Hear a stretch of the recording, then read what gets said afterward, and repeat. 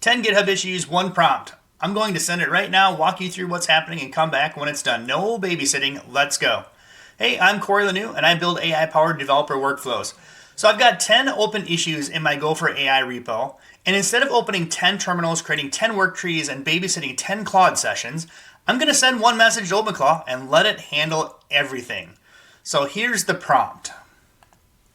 The prompt is, at OpenClaw, I added you to the Gopher Guides Go for AI repo. Accept the invitation and also get an avatar and upload it to GitHub. It's really been driving me crazy that he has no avatar over here. So go ahead and upload that. I'd love for you to update your profile with who you are as well. That way people know when they're actually going to look at my repos and see who Jarvis is. Then I want you to work on every single issue in the Go for AI repo and push a PR for each one. I want you to continually monitor each PR for failures, and Codex also reviews them. Anytime Codex has a comment, address and resolve it, and continue this until Codex is given the thumbs up for every PR and every PR is passing.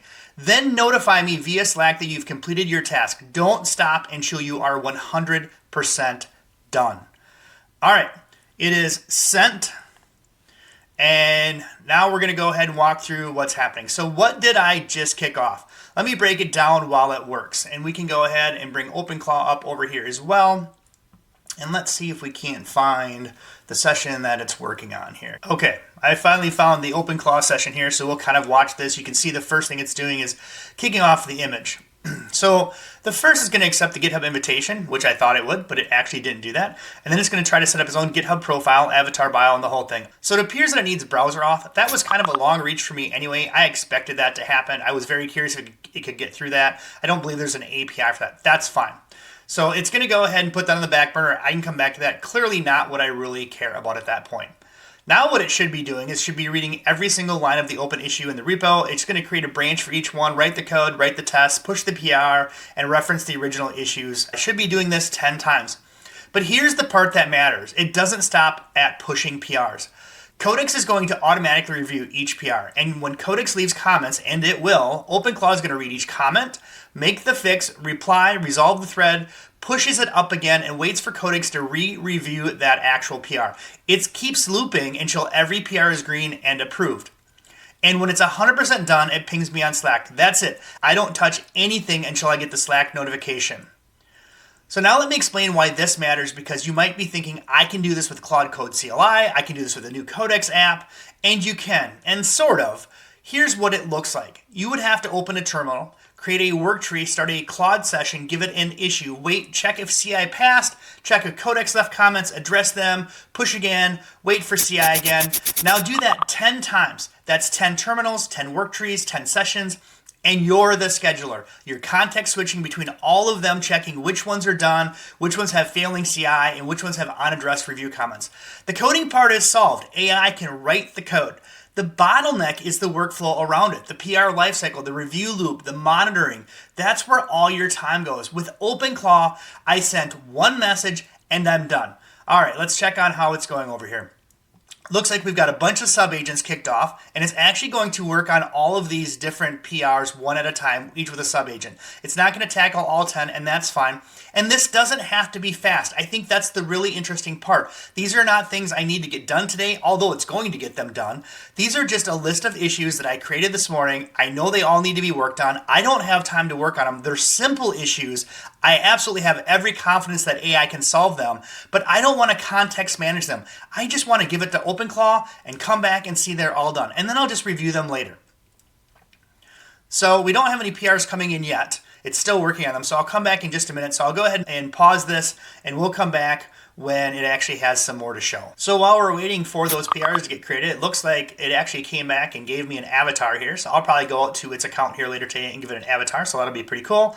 And it did accept the invitation down here like we expected, and it is going crazy on those. Let's see if it actually created any PRs at this point. First batch is done. Look at that. It's got all the PRs. So let's see what the pull requests look like. And sure enough, here's a bunch of PRs that I already created. Let's go ahead and just pull one open and see how it looks.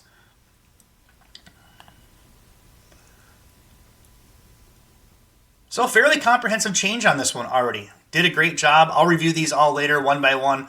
Again, the key here for me is that I don't have to monitor this. I don't have to go ahead and keep going through here one by one and doing the workflow context, the context switching. Let's go ahead and check these out and let's see how Codex is doing. So we see that ChatGPT I have connected to all of my repos at this point. And so Codex is actively doing a review. Takes a little bit of time, which is no big deal. I'm going to wait for these to finish, and we see each one has actually got Codex working on it. So far, all the PRs are green, and we would expect them to be green. These are just skills, and it's pretty hard to get them wrong. And there we are right there. We have Codex has given this one the thumbs up already, so this is fantastic. Again, probably a pretty simple PR if I look at this. And, of course, it is pretty simple, not a big deal. All right, so that's great. And again, OpenClaw is going to monitor all this. That's the key for me, right? I don't actually have to keep an eye on this. I don't have to keep coming back to it throughout the day. All right, so it just let me know that some more of the PRs are finished at this point. I'm still curious, do we have any actual comments from Codex yet? We do not. So nothing on this one. Just checking to see if it's actually monitoring them and sees. So, okay, this one has comments on it. So this will be exciting now. So we have comments. That's fantastic. We should actually see my OpenClaw, which is named Jarvis, by the way, not an uncommon name for OpenClaw. And we should see it come back and actually work on this and actively resolve them until they're all complete. All right, it has all of the PRs completed at this point. That is all 10 of them. So at this point, they're all green, and I'm going to wait for it to go ahead and address all the Codex reviews and continue from there. And once that's done, all I have to do is manually review them, which is what I do with all of my code, and approve them, and I'm done. So again, I didn't have to do any context switching. That's a huge difference. 10 PRs all done for me, all using Claude just like I would do it, and I didn't have to manage any of the context switching. This is a huge workflow saver. So when people tell you they don't understand what the big deal is with OpenClaw and they don't understand why it's better than Claude or Codex, this is it. It's right here. We can also see this entire time that OpenClaw has been keeping me updated on the status. So if I wanted to, I could keep coming back and checking out what it's doing. But personally, I don't care. I come back when it's all done with the work and I review my PRs and I ship them. This is a huge benefit to me. This allows me to work on a ton of projects over and over and over. Look at that. Codex has review comments on all these PRs, so it's going to go ahead and get the full comment details and address them all. It's all legitimate feedback, so it's going to spawn all the sub-agents to address all 5 Codex comments at once, and then it's going to keep this cycle up. So I don't even have to come back here. At some point, it's just going to have them all finished and reviewed. So again, we'll go ahead and pause the recording, and we'll come back when it's completed. All right, so one of the things that it didn't do, so I'm going to have to teach it this, and I'm going to do that right here, is you addressed the issue but didn't resolve them. Please always resolve the comments and update your configs. Remember this in the future. So now what's going to happen is it's going to go ahead and resolve all those comments like I want it to, because if we look out here right now, we will see on a couple of these that here when it addressed it, right, it fixed it, and we actually see the new commit for that, but it didn't resolve this conversation. And if there's one thing I just can't abide by, it is PRs with unresolved conversations, even though they're addressed. I really like them to be clean. So it will actually go ahead and remember that the next time. That's the really big difference again about OpenClaw, is it knows how to update its own memory, its own skills, its own guides, so that next time I ask it to do this exact same thing, it won't forget that step. Again, another great difference between that. I know we can do that with Codex and we can do that with Claude, but we have to manually do that. Even if we tell Claude to do it, for me, I'm just having a natural language conversation with OpenClaw, and it's going to go ahead and do all that for me. So it looks like it's got all the PRs done. It has actually reviewed them all. They're all passing. And they're going to go ahead and address all the feedback as well here. So we should see that in a minute. Hopefully, I don't know if it's already on it. See if it addressed this or not and resolved it. It has not yet, but I fully expect it to do that. So again, this is really, really easy to get going. Once you've got OpenClaw up and going, start treating it just like you would an employee. Don't give it one task at a time. You wouldn't go to your employee every day and say, hey, I've got this one thing for you to do. You would say, I've got this entire list of things to do for the entire day. So I treat it just like I would an employee. To be honest, once this finally gets saturated, I'm probably going to get another instance of this going. It has been amazing for the amount of work I can get done in a day. So I think that's pretty much a wrap for this right here. Now, the thing I want you to remember is this isn't about which tool writes better code. They all use the same models. The difference is the lifecycle management. Who's doing the monitoring? Who's addressing the review comments? Who's making sure the CI is green?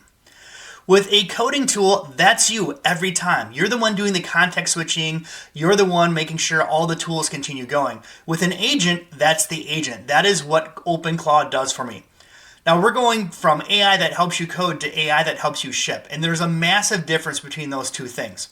Now here's what I want to know from you. How are you managing multiple AI coding sessions right now? Are you juggling terminals, using tmux? I do all of those, not as much anymore. Just doing one issue at a time? I hope not. But drop it in the comments because I think this is the workflow problem that nobody's talking about yet. So that's OpenClaw, 10 issues, 1 prompt, 0 babysitting, Slack notification when it's done. If this is the kind of real world AI workflow content you want to see more of, hit subscribe. I'm putting out 2 to 3 videos a week, real workflows, real tools, no fluff. I'll see you in the next one.